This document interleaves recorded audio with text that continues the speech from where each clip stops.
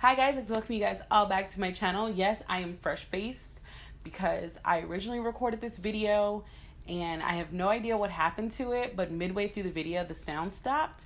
So we are going to attempt to re-record this video. This is my July Reads video.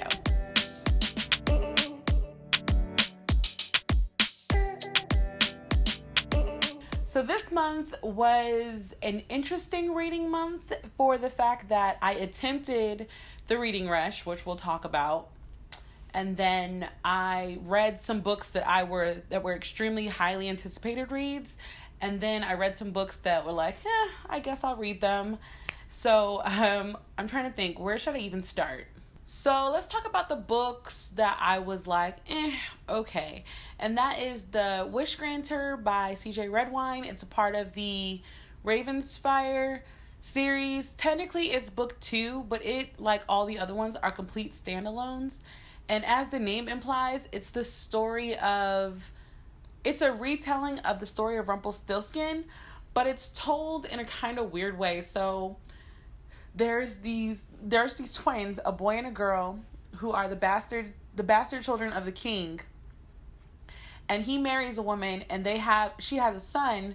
So to protect her son's right to the throne, she hires a hitman to take out the twins. Well, you learn very quickly that the boy, who would have been prince had he not had his new half brother, made a deal with Rumpelstiltskin that to save his sister, he'd be king as long as everything falls into play from there. Only thing I don't really like about the book is that they kind of made Rumpelstiltskin seem like he was a gangster. It's like, you have all these infinite powers, right? So what do you do with them? You become like a kingpin drug lord of a kingdom? I don't know. It's really weird. The main character you focus on is actually not the prince, but his sister. I always forget her name. It's her sister and then the weapons guy. And the weapons guy is actually the most interesting character to me. He's got the most backstory. His story is really, really convoluted. Like, his mom is strung out on drugs. His dad's an abuser. His brother died. I can't tell you how because that's a part of the story. It was okay. It was like I finished the book because I just had no desire to continue. It was like I'm bored. Whereas the Snow White retelling, I was completely into. Like, I still remember Lorelai's name. Like, I'm 100% super into it. So I'm going to keep trying to read the whole little Ravensfire series. I just did not really care for this one. So the next book that I read, actually, I think did I have that in my... I don't think I had that. I'm looking at my book. Okay, so I read Beneath the Sugar Sky by Seanan and McGuire. It's another one of the Wayward Children books. I think it's the third one. And if I'm going to rank them all... Actually, the way I think you should read them so far is read book 2, then book 1, then book 3. Because that is the succession of the story. Book 3 focuses on what happens well after book 1. And it involves one of their daughters. And the story is focused in a confectionery world. So everything is made out of sugar. And she's got to find out what happens. She's got to help her mom before she starts to not exist. And that's basically all I can really tell you without telling you what happened in book 1. So, yeah. Read book 2, then book 1, then book 3. Or you can do like I did and just read it all the way through. It still holds your attention because it kind of reminds you what happens before or after. So, I don't know. Whenever I read these Seanan McGuire books, I always feel like if I had not read any other book, I feel like I would still know what was going on. Because, they briefly kind of talk about it. But I don't know. It's like I still don't know about this story. It's short. The books are super short. So I'm going to keep going. But I still don't know how I feel about them. But if you guys have, tell me. Because I really want to know what you guys think about the Wayward Children series. I'm just not sure. The next book that I read is one of my most anticipated books of the year, and that is Soul of the Sword by Julie Kagawa. This is the second book in her series. The first one was Fox of the Sword. Oh my gosh, I cannot remember, but I'm gonna put a picture here. It's this book. This book did not disappoint. The audiobook is available, I think, on Hoopla and stuff. Oh my gosh. Okay, so this story focuses on what happens right at the end of the first book, but you get Kamigoroshi, which you guys know is the demon that's trapped within the sword. That's basically all I can tell you. Oh, and they're still trying to get the dragon scroll to the temple, and it was great. It was like I literally sat on the edge. I could not stop tongue-tied. I could not stop reading this book because I felt like I was always on edge. I felt that Julie really wrote it in a way that I had to keep reading. I needed to find out what was going to happen to the Kitsune, what was going to happen to her people. The one thing I didn't like, and I know somebody's going to be mad about this, and that's fine, but there is an unnecessary dream where I feel, again, like this is what I'm talking about when I feel like when you're adding Black people and you're adding people of the LGBTQ community into your story, like it needs to make sense. And there is a particular scene in this story where it's announced that two characters are gay. And the whole time I'm thinking, ooh, this is going to play into something. It's going to get real serious. Literally, it was such a pointless thing to talk about because it would literally be like, oh, those two are talking. She's thinking about the fact that they're gay. And it's like, so does that add to the story? Like, I don't know. The way that this story is written, I've always enjoyed the fact that, okay, so they might have a crush on each other, but that's not the focus of the story. That's not the drive of the story. The drive has always been get the scroll to the temple. So for me, the fact that it was like, let's take a moment from the story and do this random thing. And I mean, it honestly came out of nowhere. I felt like if they would have taken that section out of the story, it changes nothing of the story. So that's why I kind of feel I was like, okay, I don't know if this is a pandering moment. If it is, shame on you. But if it isn't, I don't know, write it in better because I'm still trying to figure out how me knowing this affects any of the story. And y'all know me, I don't care for love stories at all. So if you put it in there, it better have a reason. But other than that, I absolutely love this book. I love this series. I highly recommend this book and this series for anybody who is questioning anything. The next book that I read is for the book club, and it was also part of Reading Rush. So for the Reading Rush, I actually only read 3 books, and I didn't even finish the 3rd book during the week.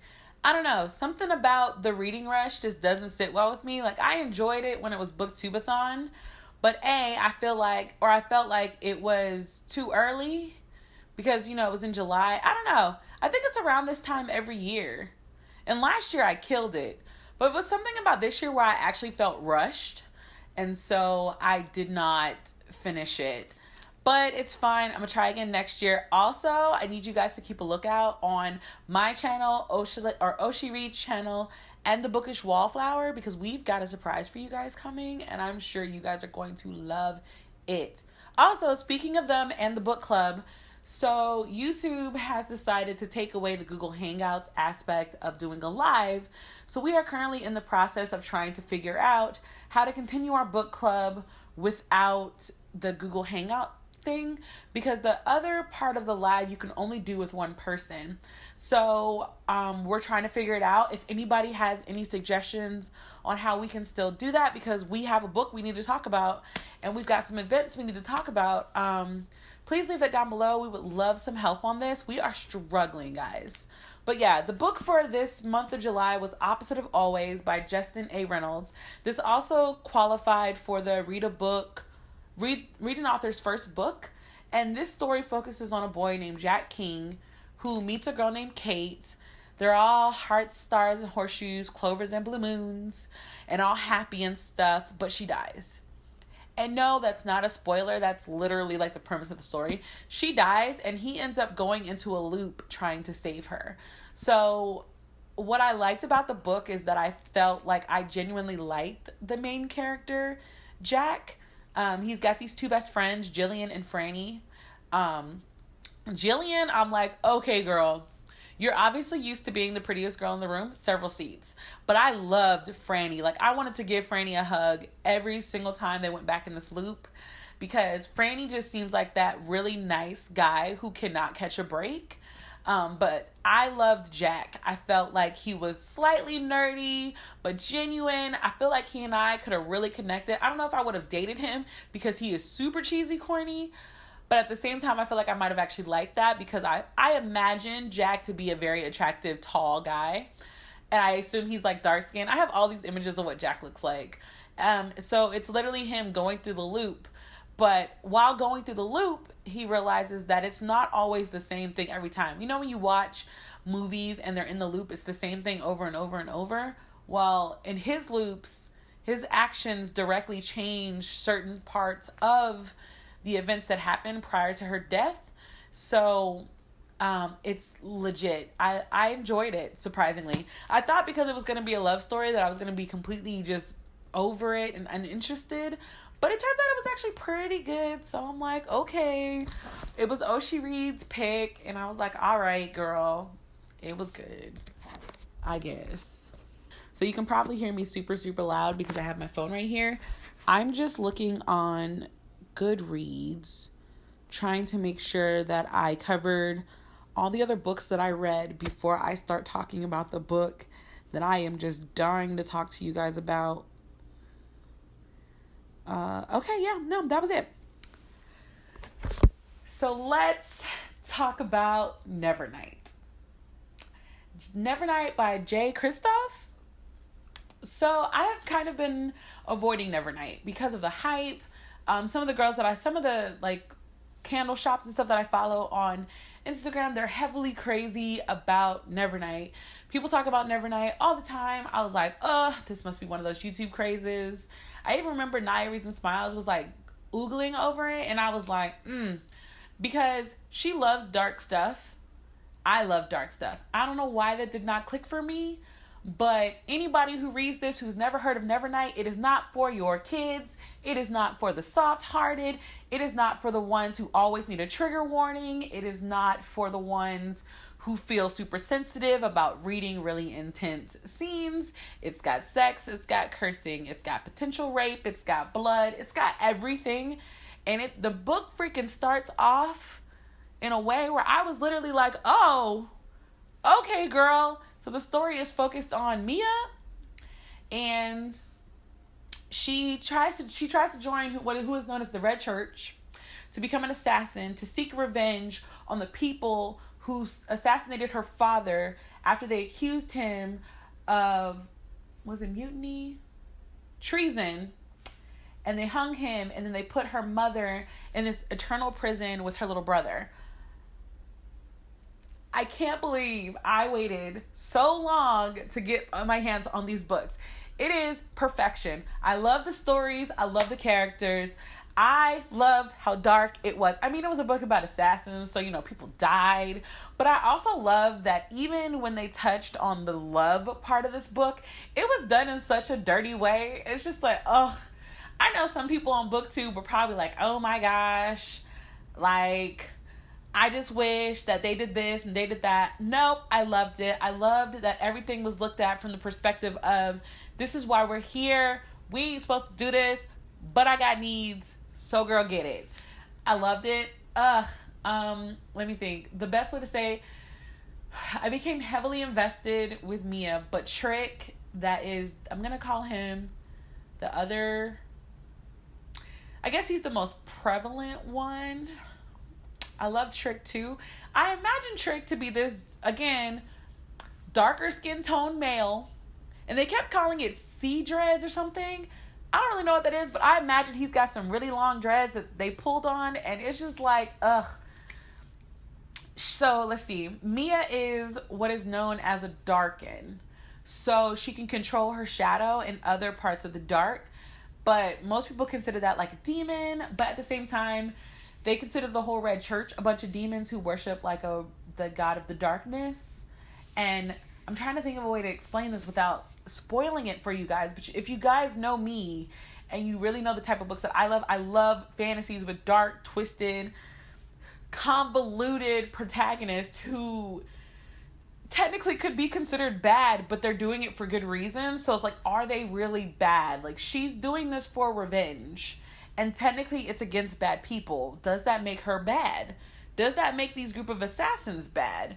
And I guess the middle of the book is kind of slow. I will say that, because she's actually like in assassin training. And I read this review, and the best way to truly describe it is it's like she's at Hogwarts, because you read a bunch about her being in these different classes. She's got almost like a potions class. She's almost got a defense against the dark arts class with her sparring class.